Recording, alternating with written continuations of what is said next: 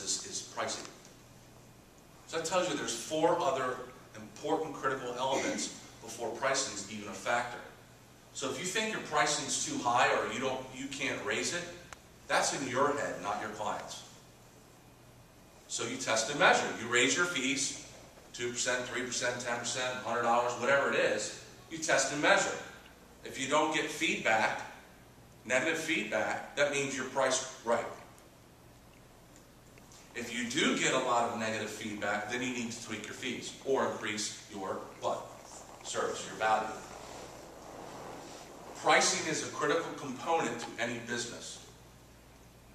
So when people run a sale, whether you're selling a product or a service, I ask business owners, when's the last time you ran a promotion? I don't know, last week, last month, whatever.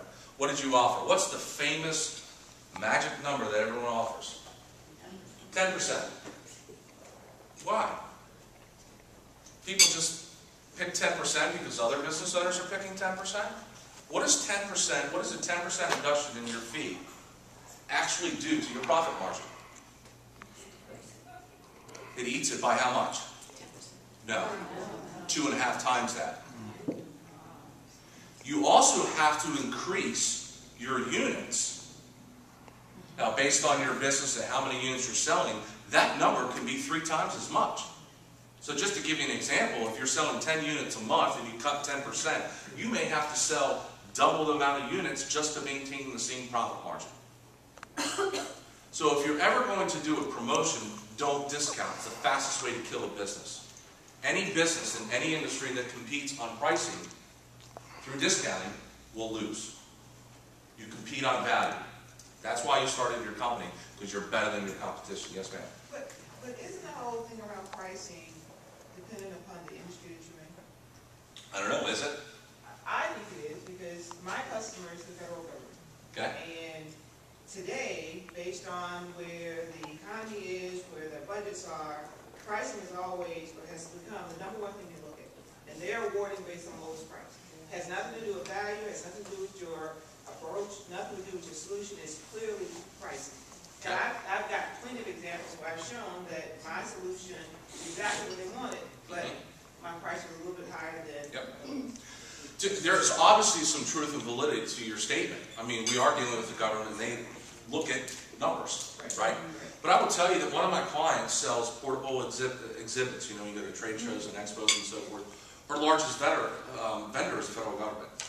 We've increased her fees 12% in the last 15 months. Her business has increased with the federal government. And I'll tell you why. Because of her industry, the #1 concern is the quality of the exhibits.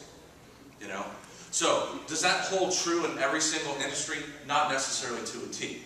So there's validity to that. But it is about customer service as well, too.